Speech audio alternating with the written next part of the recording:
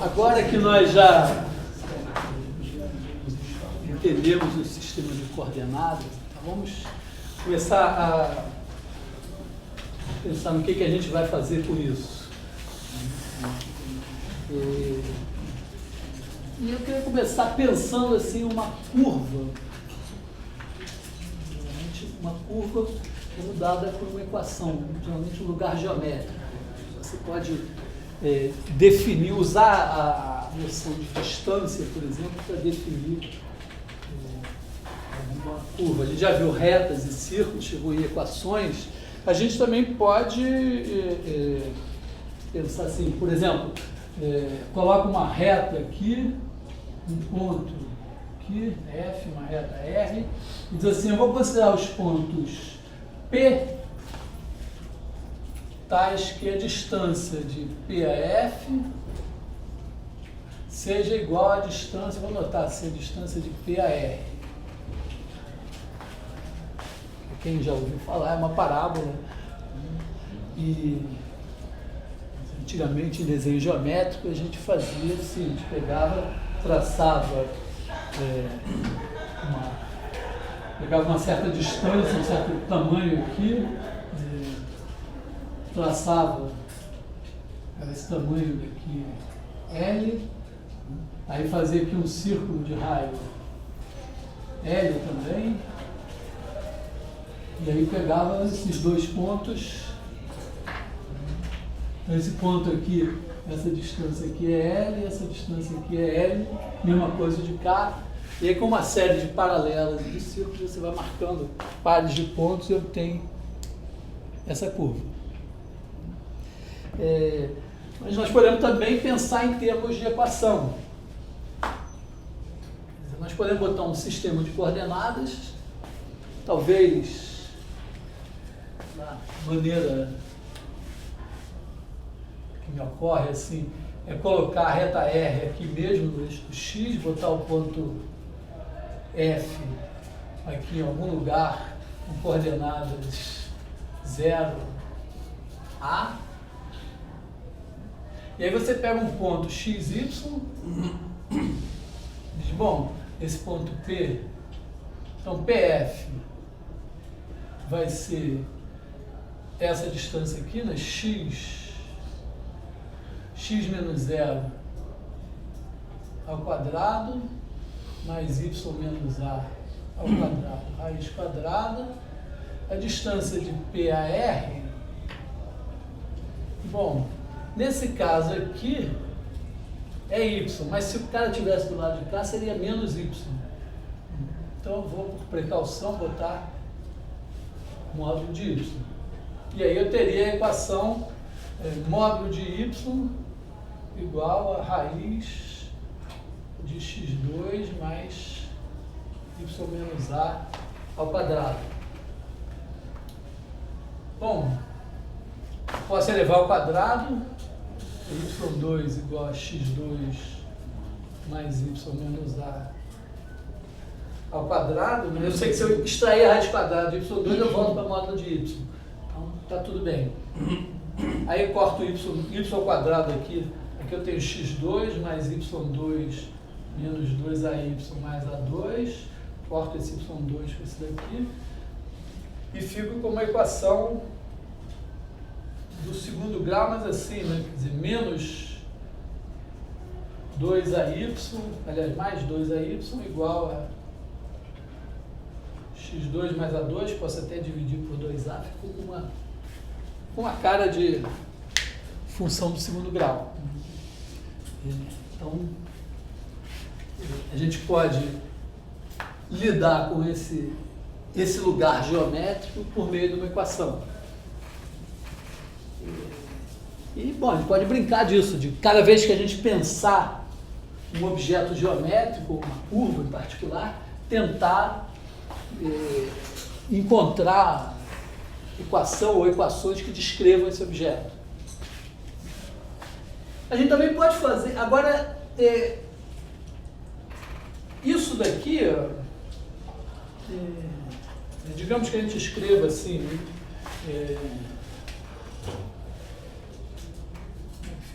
Isso. Bom, podemos deixar lá x2 menos 2ay mais a2 igual a zero. Tem uma observação que é a seguinte: para traçar, para desenhar essa curva aqui, o que é melhor? Trabalhar assim ou assim?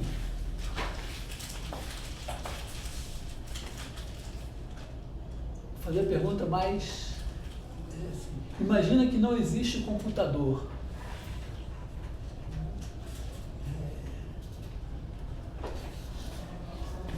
O que é melhor? Obter... Então, se não existe, como é que eu vou obter os pontos dessa curva? Usando regra e compasso ou usando a equação? Repara que não é tão simples assim, né? Porque... Bom, aqui, cada x que você der, você faz a conta, acha o y. Aí você tem que pegar a régua, marcar o x lá, levantar a perpendicular e marcar o y que você calculou. De repente, com regra e compasso, pode ser até mais fácil, mais rápido. Isso é importante para entender uma coisa. Essas ideias aqui de geometria analítica datam da primeira metade do século XVII, 1637, saiu o livro de Descartes e tal. Claro, isso era coisa de erudito, mas se você for para, eu diria, 1900, vamos botar aí 250 anos, 1987, menos de 30 anos atrás. Ainda não era evidente para as pessoas, por exemplo, da faculdade de arquitetura, que isso daqui podia ser melhor. Para mim era. Já estava dando aula de cálculo lá, eu falava para os caras, sacaneava eles, e eu ficava lá brincando com fazer um negócio a nanquim, que o concorrente ia levar o cliente para passear dentro do projeto, eles riam, achavam aquilo ficção científica. Mas, uma vez que você tem um computador, a coisa já começa a mudar de figura, né? Isso daqui, por exemplo, isso é muito bom, ainda não é o ideal para desenhar curva, mas dá, né? Porque aqui, para cada x, você marca o y. Então, você pode pegar o computador e mandar ele percorrer pixel a pixel na sua tela, na horizontal, e marcando o y correspondente, e ele faz isso em uma fração de segundo. Talvez antes que você consiga abrir o compasso, ele já traçou. Então é interessante que a geometria analítica, até não só o computador tem muito mais tempo que isso, mas o computador com a tela, com a interatividade que ele tem, se popularizar, a geometria analítica não entrou no desenho técnico. O desenho técnico continuou sendo feito pelos métodos tradicionais. Mas e nesse curso eu queria enfatizar um pouco essa utilização da geometria analítica para desenhar. Isso aqui ainda é... Geralmente, quando você tem uma equação, essa aqui ainda é melhorzinha. A mesma equação do círculo, a equação do círculo já é x menos x0 ao quadrado mais y menos y0 ao quadrado igual a n2. Isso ainda não é muito bom para você dar o x e tirar o y. Se você olhar assim, mas é muito bom para você testar se o par xy satisfaz a equação. Então, uma coisa que é meio estúpida, mas ainda assim é mais rápida do que desenhar no lápis, é você mandar o computador varrer toda a tela e testar pixel a pixel se satisfaz essa equação aqui. Porque então, sei lá, tem 1 milhão de pontos, coisa assim, ainda é exequível. Por outro lado, tem um detalhe interessante que é o seguinte: a tela do computador ela é feita de pontinhos, né? Então, quando você desenha, é sempre uma aproximação. Então, é engraçado que, do ponto de vista do desenho, um compasso traça um círculo melhor do que um computador, uma régua traça uma reta melhor. Mas, em compensação, para um computador, essa equação ou uma outra qualquer é mais ou menos a mesma coisa. Por exemplo, um círculo e uma elipse já muda de figura. Ou mesma parábola aqui, essa daqui. Essa daqui, com régua e compasso, você tem que ir fazendo ponto a ponto e depois ligar. Para um computador é tão ruim isso aqui como isso aqui. Ou seja, ele pode perder no círculo e na reta, mas em geral ele vai ganhar. E ele vai nos dar acesso a curvas, a desenhar coisas que seriam muito difíceis de desenhar. Então, uma primeira linha de trabalho assim, para a gente é ir desvendando equações de curvas. Imagina um lugar geométrico, alguma curva descrita por alguma propriedade geométrica, achar a equação. Existem, inclusive no livro eu botei até, não gosto muito de botar referência a sites da internet, porque eles podem desaparecer. Mas eu encontrei dois, um francês e um italiano, que são cheios de curvas. O francês são mais as curvas animadas, assim, e o italiano são feitas mecanicamente, tem umas maquininhas que fazem. Então vocês podem dar uma olhada, tem assim, um repertório enorme de curvas, e vocês podem imaginar as mesmas curvas de vocês.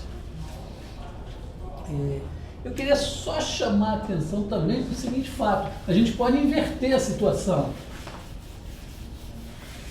Assim como você pode pensar, eu tenho uma propriedade geométrica e aí eu quero a curva, quero a equação. Você pode fazer o seguinte, você pode chutar uma equação. Por que não? Sei lá, chuta aí, x3 menos 2y2 mais 4y menos 1 igual a 0. Eu não sei o que é isso, mas você pode chutar isso e usar o computador para desenhar. Tentar, de alguma maneira, não vai ser tão simples. Bom, aqui como é do segundo grau em y, dá para tirar, ou tirar x como função de y, simplesmente extraindo raiz cúbica, alguma coisa assim, e você pode desenhar. É claro que raiz cúbica, por exemplo, imagina antes do computador, você ficar tirando raiz cúbica, né? Você dá o valor de y, então aqui você vai ter x igual a 1 mais 2y2 menos 4y raiz cúbica. Imagina, você dá um valor de y, aí fabrica esse número e tira a raiz cúbica de cada um e depois vai marcar. Inviável, né? Mas como a gente estudou cálculo e tudo, a gente já sabe que tem métodos aproximados, rápidos, para você calcular a raiz cúbica, e também para o computador é mais ou menos, traçar isso ou traçar um círculo vai ser mais ou menos a mesma coisa. Essa equação, se for 1, vai dar certo. Hã? Se for 1. Se o y for 1. Se o y for 1 vai dar 0. Não, vai dar Ou certo. Hã? Vai ficar a raiz cúbica de menos 1. Ué, a raiz cúbica de menos 1 é menos 1. Então, vai dar certo. Tudo bem. Se outros valores. Não, qualquer valor que você coloque aqui, não tem problema, porque qualquer valor que você coloque aqui dá um número real. Então nós estamos pensando a raiz cúbica aqui como raiz cúbica real, todo número positivo ou negativo vai ter uma raiz cúbica. Então, eventualmente pode ter um problema na derivada, quando esse negócio aqui der 0, mas não é tanto um problema. Então também a gente pode, isso abre para a gente também um outro universo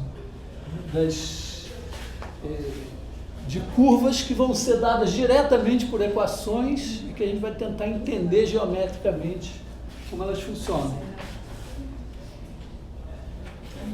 Esse é o caminho para a gente pensar. E tem um outro caminho que é muito interessante, que é o seguinte: a gente pode olhar para uma curva como uma trajetória, quer dizer, olhar para o movimento de uma partícula. Então você olha o movimento de uma partícula.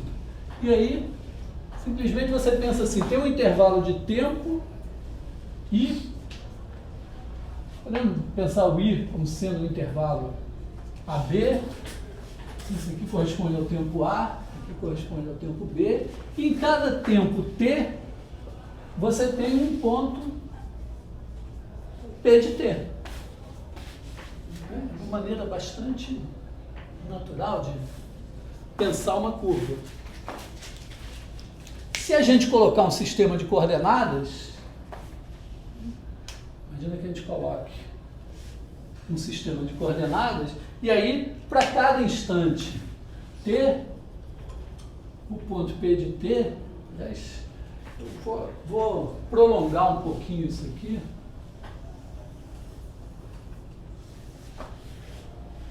porque eu não quero que a gente faça uma confusão, que é pensar que uma curva é o gráfico de uma função de R em R. Repara, vamos começar de novo, hein? Vou refazer o meu desenho. Temos uma partícula, ponto P, que vai sair andando no plano. Então ele vai sair, vai fazer aqui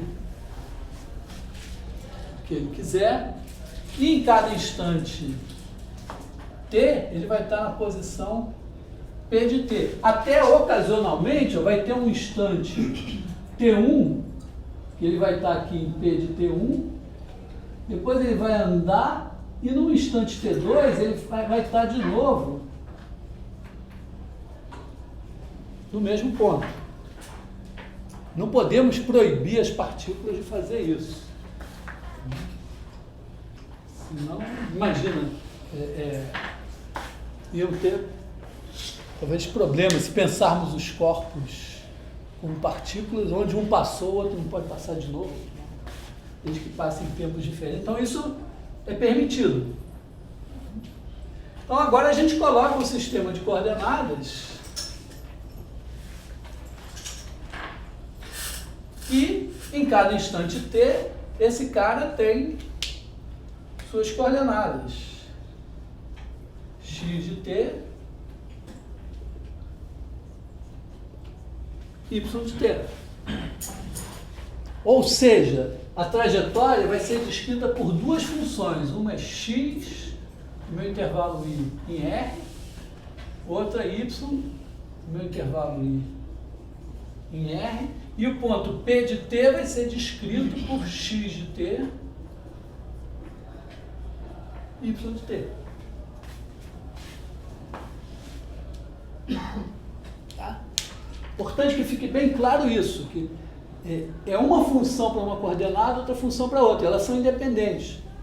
Não é, a variável t, ela não aparece aqui, a variável t é o tempo que está passando, está na nossa cabeça.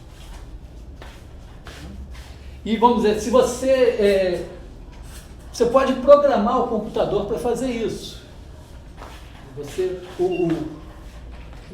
A tela do computador, os pontos da tela do computador, cada um deles tem um endereço, um par ordenado correspondente. Não é exatamente assim, mas você pode organizar as coisas de maneira que cada ponto da tela corresponda a um par ordenado. Então, o que você faz? Você manda o computador calcular, pegando valores de t de A até B. Para cada valor você calcula o x de t, o y de t e manda plotar o ponto na tela. Obviamente, não é possível, pelo menos no estado atual da tecnologia, você mandar plotar todos os infinitos valores de t entre A e B. Então, o que a gente pode fazer? A gente pode fazer assim, a gente pega o intervalo AB e diz, bom, eu vou percorrer esse intervalo AB, vou percorrer essa curva aí em um determinado tempo razoável, 5 segundos, digamos, 5 segundos. Bom, vou fazer uma coisa cinematográfica. Cinema tradicional é 24 imagens por segundo. Tem essa noção que no cinema também não é contínuo, né? São imagens sucessivas e como a gente não consegue perceber a mudança de uma para outra, se tiver menos que um décimo de segundo, mais ou menos. Então, 24 imagens por segundo. Hoje você tem coisas em vídeo, tal de 30 imagens por segundo, 60 imagens por segundo, sei lá, certo número de imagens por segundo. Então, sei lá, vamos pensar assim, 30 imagens por segundo. Então, 5 segundos eu preciso de 150 imagens aqui. Para não me aborrecer, vou supor que a primeira não conta. Então, vamos partir esse intervalo em 150. Então, a gente faz o intervalo de tempo H igual a B menos A sobre 150. E agora a gente vai calculando X de A mais IH, Y de A mais IH, com I de 0 até 150. Então, quando I for 0, eu estou com X de A, Y de A. Quando I for 1, eu estou em A mais H. Quando I for 2, A mais 2H. Num certo tamanho aqui, eu vou ter, esse cara aqui vai ser A mais um certo IH. E aí você vai, faz um computador e calculando para cada I, calculando isso aqui e plotando na tela. Se você quiser desenhar e ir deixando rastro, você dá a instrução para que o ponto que acendeu continue aceso. Se você quiser só ver a partícula se movendo, cada vez que você calcular um novo e for plotar um novo, você apaga o anterior. Então, agora é uma questão de saber computação, saber programar. E, em parte, assim, usar um software tipo GeoGebra vai nos poupar de todo o trabalho de programação, que seria você saber como é que plota um ponto na tela, como é que você faz a instrução. Então, o GeoGebra você programa de uma maneira relativamente simples e pode se concentrar mais na matemática. Mas é isso.